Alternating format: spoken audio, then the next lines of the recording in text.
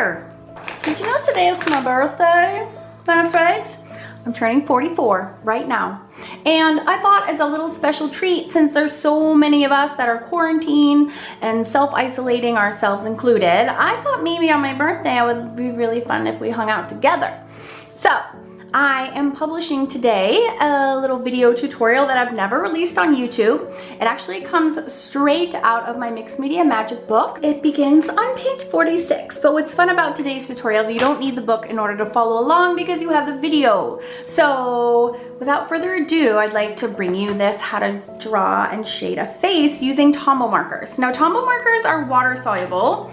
And in the video, you can see me, I'm using 3 shades of gray. I actually have the grayscale set. This is a great exercise to learn shading.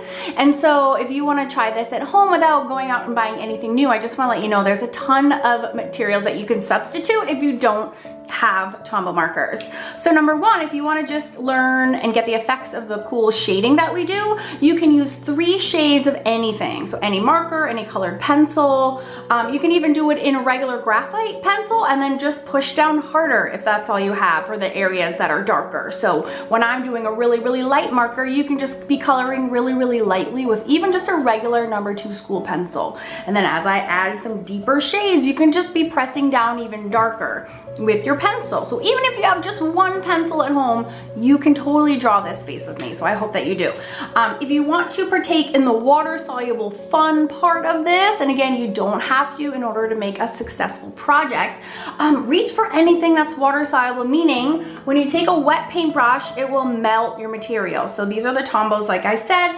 There are so many supplies, and even if you don't have any in your house that you think, I bet you do. Because if you own a felt tip marker, just a regular Papermate felt tip marker, or any fine liners that you might have around in your house that aren't even labeled as being an art marker, test them out and see what happens if you add water. I bet you some of them are gonna be water soluble and you can make the cool effects that we're making today. So without further ado, let's go draw and shade this face. Today we're going to learn how to draw a female face. So get out your whatever your favorite pencil is, and we're going to start by drawing an oval. In this particular lesson, I'm using a watercolor paper and a mechanical pencil to get started. After you draw the oval, I like to draw sometimes a little bit of a curved neck going off to the side, but you can absolutely just draw a neck that is straight down off the chin as well. Once you've drawn your oval, I want you to put a vertical line, right down the center. And then across the center, again, I want you to do a horizontal line right smack dab in the middle of your oval. And then halfway between the bottom and the middle horizontal line, I want you to draw another horizontal line.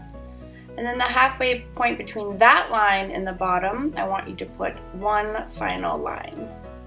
And those lines represent the eyes, nose, and mouth of your face. Then I want you to put a little bit of curved lines, like a little curve at the top horizontal line on either side. That represents the temples going in the side of the head on either side. If you wanted to draw ears, by the way, it would go between the first and second of the horizontal lines, and that's exactly where the ears would go, but this girl is not going to have any ears, so I'm just omitting them. And you can just put like a small curved line if you wanted to add the ears. That's all you need to do to indicate those. I'm just shoring up those lines and just darkening them in a little bit, kind of finding the one lower line that is the chin and just making that a little bit darker so I can kind of see how many extra lines I have. Totally fine, I'll erase them eventually. The eyes have 1 eye in the middle. If you have 3 eyes across, little squished ovals, that gives you the correct proportion for just a whimsical face like the ones we're doing today. And then on that middle cross section, I want you to put a circle, and that's going to be where the nose is going to go. Okay? And then the mouth is going to sit on or about near that lower line as well. And again, the same kind of oval shape that we use for the eyes, we can use for the mouth. And these are just placeholders. They don't have to be exact. So when you start doing the eyes, you're gonna start with like a slanted line and then a line across the top of your squished oval. Okay, and it's better to do your eyes at the same time rather than one at a time. It really ensures that they come out being the same. And then you're gonna come up a little bit for the tear duct and then go right along the bottom of your oval. And that will be the bottom of your eye. And that line is really almost straight, actually. So then you should have the top going on or above your oval, and the bottom line again is gonna go straight across, almost in a straight line. So to make the nose, you find this on either side of the circle. You're gonna put more little squished ovals for the nostril. Okay, so it's sort of like a curved line at the bottom and little nostrils on either side. And then I'm gonna do little, just darkening in those little nostrils. And then you're gonna put a little curved line. Those are the nostril openings. And then we're gonna put a little like parentheses around each of those. And that makes the nose. And those are the only lines you need to draw for the nose. And the rest of the nose is actually created by the shadows on either side, which we're going to create with our Tombow markers. To make the mouth, I put those curved lines coming down from the nostrils about I don't know, half an inch, and then I make a little V right at the bottom there with wings flapping on either side, and that creates the top of the top lip. Okay, and then we're going to do the bottom of the top lip next. So I'm going to mimic that V, and that's like that little, pouty part on the top lip. And then the wings stretch from there and meet up with the first set of wings that I made. The bottom lip can be thin, it can be thick. You can decide the thickness of your bottom lip. This is pretty sort of standard, shall we say. And you can put a little indication on either side, makes it look like she's happy or smiling. And again, if you need to drop the chin, if you find that your mouth is too low and you don't have any room for a chin, you can just go ahead and extend your bottom lines a little bit, and then that will give you a little bit of a bigger chin if you want to. And all of the features of the face can be adjusted as long as they're along that vertical line. That's why that vertical center line is so important. As long as that is in place, you can adjust, you can drop or raise the nose slightly as well as the mouth. The eyes, it's actually really important to make sure they're across that mid horizontal line. The first line you drew, that's extremely important. Typically, the way that most people make mistakes is they make their eyes too high. So they really are low, and they're all the way halfway down on the face. And then once you have all your features approximately where they need to go, you can go ahead and erase all those extra lines that you have and get a nice clean lines on your paper.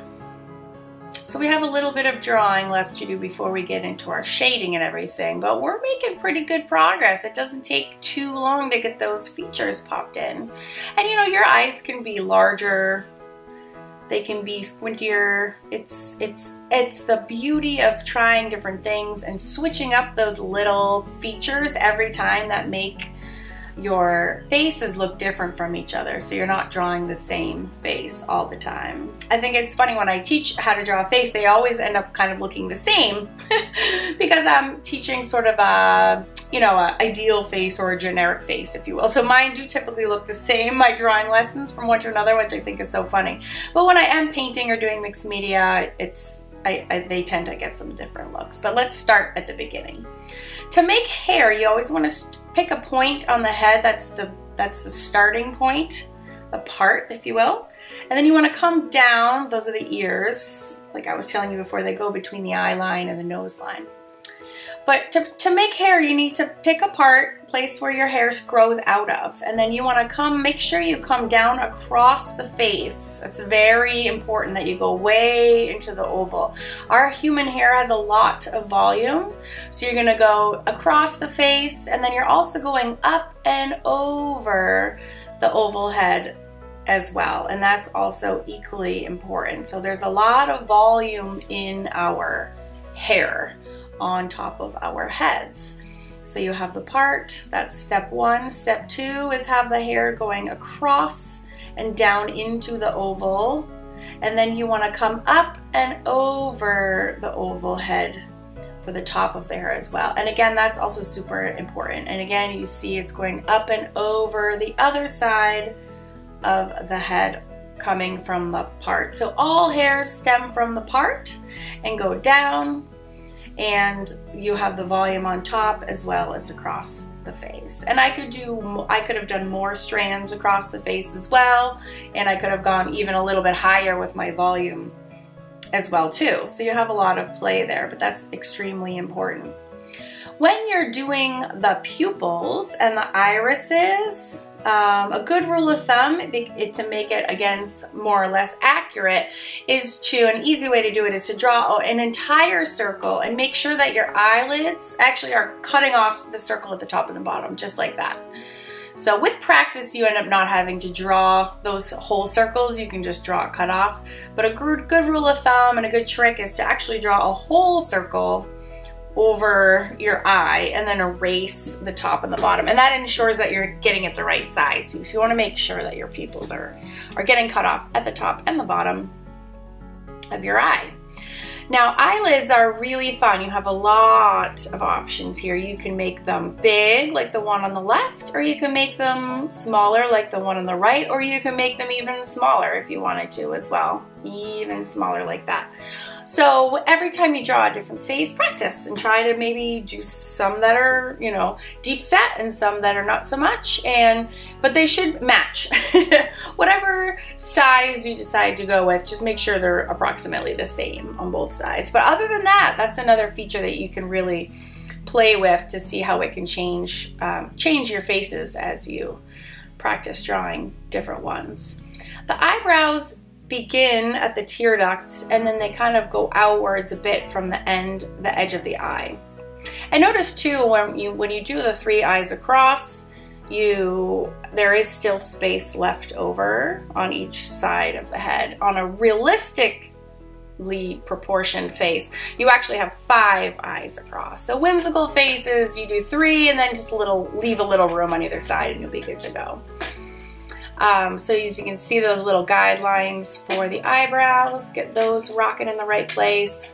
And your pupil should also ideally be cut off, but it doesn't necessarily have to be. You just try to center it within your original iris, which is the colored part that got cut off.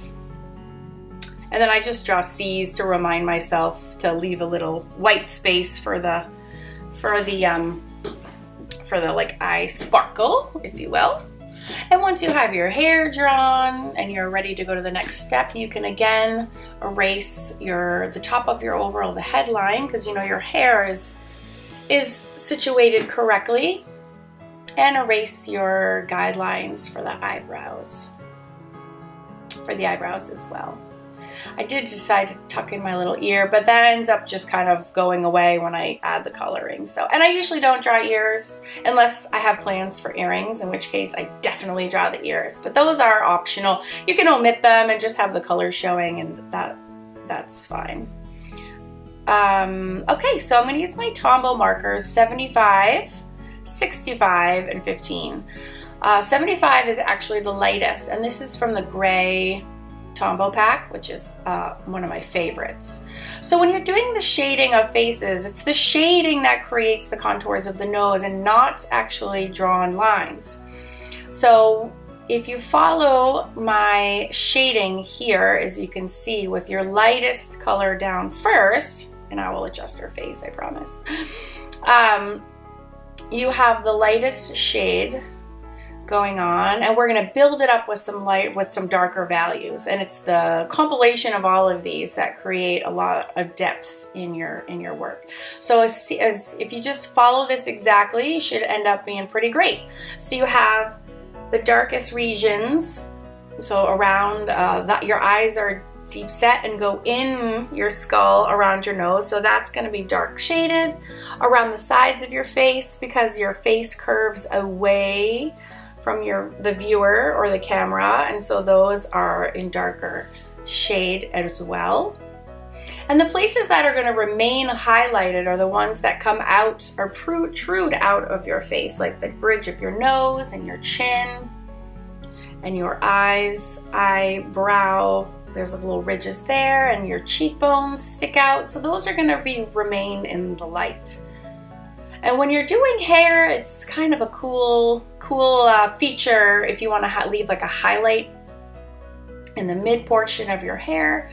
You can take the lightest shade, render it almost completely on the hair, but then leave like a highlighted portion. Now when I end up using the 15, which is that's darkest, it's almost black. I should have activated that last, and you'll see what happens. It ends up sort of putting some too much dark into the hair, because a little bit goes a long way with these Tombow markers. They're extremely water soluble. But I'll show you that when we get there. So next I'm going in with my 65, which is actually slightly darker than the 75. But I'm going lightest to darkest here. You do the most shading with your lightest, and then you kind of kick it back a little bit less as you go darker, since the darker is so dramatic. So I'm accentuating again. The deepest parts are the ones that get the darkest parts. So again, the eyes, the temples, where the hair hits the face is going to cast a dark shadow, so those are the darkest as well. Under the chin or on the neck is extremely dark, because that gets in the shade of your chin, your entire face and chin. Okay. And then along the crease of the mouth is going to actually end up being black. And then I'm just putting some lines in for the eyes. And I'm shading that second darker shade on the hair. What's great about these Tombows too is that they are just massively water soluble. So you add water and they just melt into a liquid watercolor that is just forever fun. So it kind of forces you to be loose. And I love drawing this kind of messy way and then adding water and just watching the magic happen. It really is so fun and so cool. So, I forgot my eyebrows. Fill those in with my mid color. And then the last thing we're going to do is add the black, which is the N15. And this really is black. It might be, I'm not sure if this is black, but it's pretty darn close. So then I'm just putting a touch, and you'll see what happens again when I add the water. It really intensifies, and it almost is black enough to cover like her whole head of hair with just that little bit. So I'm putting the least amount of this in, but the heaviest, again, in the darkest areas, I'm having the darkest color of marker. So again, just a little bit in the crease of the eyes, crease of the mouth, and you have to be very careful when you activate this with the water. Again, a little goes a long way. So you can also do this with the dry marker if it's too much when you activate it with the paintbrush. You can always save that for the end. And that's all I'm doing with the black. And look how juicy-goosey that is. And once I activate it, it really spreads everywhere. That's why there's just a little bit, and it's just kind of magical when you go ahead and you add that water. It spreads, and that's just plain water that I'm using on a watercolor brush. It's so crazy cool how it activates. Okay, so you just run your water brush over it, and it blends all of those colors together. So cool. You almost don't need those lighter colors in there. To be honest, you can actually do this entire project with just black. and just activating it and spreading it out. But I can't resist trying out all my gray colors. It's just way too fun. But practice this and do it, you know, try doing it just with the black and see what results you get, because you'd be shocked how far that black goes. So I'm trying to keep that highlighted region on her hair unwatercolored. Just showing a few strands going through. And depending on how much water you use, you can get very different effects too. I'm using a ton of water and really liquefying these together. You can also use a little bit of a drier brush and it'll give you a little bit of a different effect. So it's kind of like every different time is a new surprise. So that's why it's worth drawing just face after face after face, because it's awesome practice, but honestly, it's just so fun. It's very exciting to see what different effects you can get in when you do different amounts of water, different amounts of, you know, different marker colors. You can, Tombows come in a beautiful array of colors. You can do colors in there instead. But I love a black and white palette. So the top lip is usually shaded darker than the bottom lip. So I'm coloring in the top lip using the black that's in the center there, and then I'm just using whatever remains on my paintbrush to bring it down across the bottom and keeping that middle portion highlighted. And just blending it out while it's still wet. I am going to go add another layer of marker, so you have to make sure if you're going to go back with marker that you take the time and wait for this to air dry. I never wait. I always blow dry everything because I'm the worst and I'm super impatient. So I always have my hair dryer permanently plugged in by my feet, and I just reach down and make sure it's all dried before my next layer, because you will ruin your markers if you go in while it's still wet. So be very careful not to do that. So I want to add a little bit more drama to this. So I'm going in with my black, or the N15, and I'm putting it very specifically into the places that I want to be the darkest. So I'm just outlining her face. I have it in the creases of her eyelid for some added sort of makeup drama. Doing a few individual strands of hair. I think her nostrils, I do her mouth as well. But again, just a little goes a long way. So I'm just being very sort of less is more approach on this second pass. But there's just like watercolors. You can keep layering these over and over again until you have the shading that you are trying to achieve. And then you just grab your brush and your water again and just activate it. Again, just turning that into a watercolor. So I'm using a smaller brush this time so I can get very specific areas shaded the way that I want to.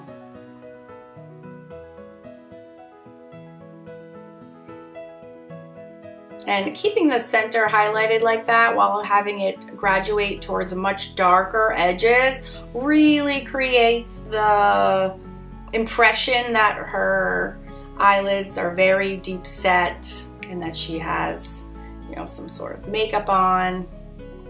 Super fun and easy way to create a sort of a dreamy look for your fun fab girl.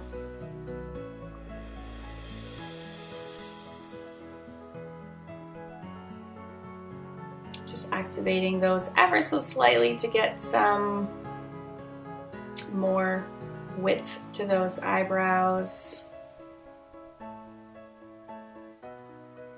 Activating the lip color there. I actually after I did this, I accidentally swiped across the mouth, which was still very wet, with the side of my hand and smudged it a whole bunch. So this is looking good and I'm happy, and then I kind of ruin it, but it is what it is. It happens. And I'm just running my wet brush along some of the lines, and that way you don't have to also, if you use, like I said, a little bit less water, you can have those lines spread. That's where I hit the mouth. I was like, oh no. while I was doing the hair, I messed up her mouth. But we make it work. There's all sorts of happy accidents in all my pieces, and that's just the name of the game. It happens. For me, it's not about perfection. It's really all about having fun and learning and seeing what I can do. So again, just activating each individual line with a little bit of water with my smaller brush, and it creates a very different result than when I take a big loaded brush of water and activate it, and then it spreads out like a ton. So you can do sort of targeted shading regions with just a targeted brush with a little bit of water. So blending out some more individual lines.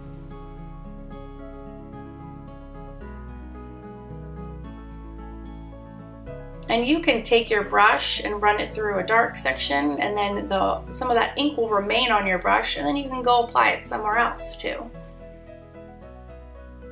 Taking my bigger brush this time and deepening the shadow, because that's the section of the hair that's way back, so that will be the darkest. And then accentuating that front strand with just a little bit more water. The cool thing about the Tombows too is that they're forever activatable. You can keep going back and back and back and back and keep activating them with water until they're honestly gone. So the last step that I like to do once I have all my shading in place is going in with a permanent marker. Okay, the Tombows are awesome, and they do have that bullet tip. They're dual brushed, which means they have a brush tip on one end and a bullet tip on the other. So you can get fine lines, but I like to make sure that my final layer is permanent. Just in case, I don't know, especially if this is in an art journal and I am working with water, I want to make sure that whatever happens, this last layer is not going anywhere. So I usually get out my Sharpies. You could get out a Copic multi-liner. You can use, you know, a Pip pen, anything that's permanent, it's fine. And then I go over her pupils and make sure that those are permanent. I outline the iris in my permanent marker, the eyelids. Also, you know, makes it look like she's wearing makeup, which I love. And just gives her a little bit more, those features a lot more definition. Just try to make sure that your irises and your pupils are the same size. If you need to, grab a little template. I have her looking like her right eye is like squintier than her left, which is fine. I mean, you can't do everything perfectly. But if you can make them more or less the same, that's cool. But if not, it kind of just makes it look like she's more of a real person, since we're all a little wonky, aren't we? Again, I'm just putting some permanent marks in her nostrils, in the mouth crease, around her eyes. And then I also love to like add some individual strands of hair. It looks cool when it's in the mess of your kind of watercolor. And it's, again, super important that I didn't show it in this video because I think watching someone hair dry something is extremely boring. But I did make sure that I dried this 1000% before I went in with my permanent marker. Again, you need to make sure all your layers are dry before you ever add any kind of marker, even if it's water soluble. That first layer has to dry or you will ruin your markers. Just evening. I think my left pupil was smaller than my right, so I'm just evening those up. She's looking good. She's almost done. Just a few final touches. All her shading is in the right place. I have it more dramatic on one side than the other. I like to do that so it's not like perfectly symmetrical. I'm just going in with this is a Pip pen with a brush tip, and I'm just adding a couple lashes on either side. I'll add some on the bottom too. Just a couple. So she doesn't look like she's got spiders for eyes. And then last but not least, you can go in with like a white paint marker. Oh, that's my last step. But right now I'm just going in with, that was the 75. It's the lightest color, just putting a little more shadow under the eyelid and adding some more interest to the irises. There we go, add some more lines. Just that's like my black and white version of a color, right? Just putting some shading in. Since we're not using color, you can just add a value instead. And you know, like those could be dark, it could be light. That was just my choice. I actually grabbed the wrong color there. I meant to use the light one first, but too late now. So I went back with my lightest one and tried to blend that out. Again, keeping the highlight in the center of the eyelids, the center of the brow, because that's where the light is going to be hitting. And notice like her bridge is kept white, as is her forehead and her cheeks as well, because those are all the areas that come forward. I'm just doing one more pass of water on some places I want to have blended just a little bit better. And then last but not least, after I add in the last little bits of iris interest,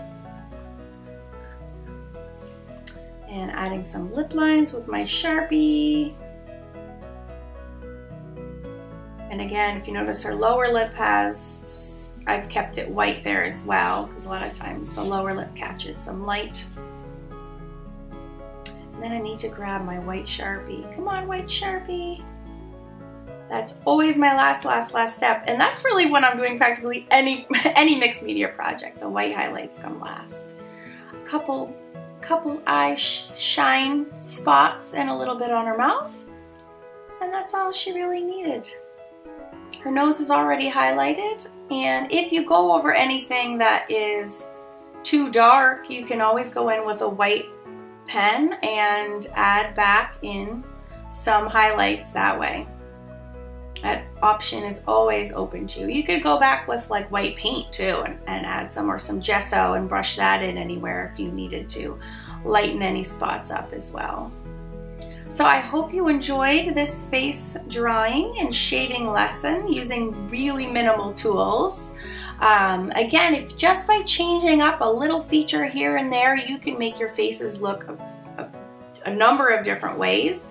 You can try also raising and lowering her lips to make different levels of smiles. But I hope you enjoyed this lesson as much as I did, and I can't wait to see your faces in the Facebook group. I hope you guys share with me. I would absolutely love to see. Thank you so much for being here. Guys, I'll see you in the next lesson.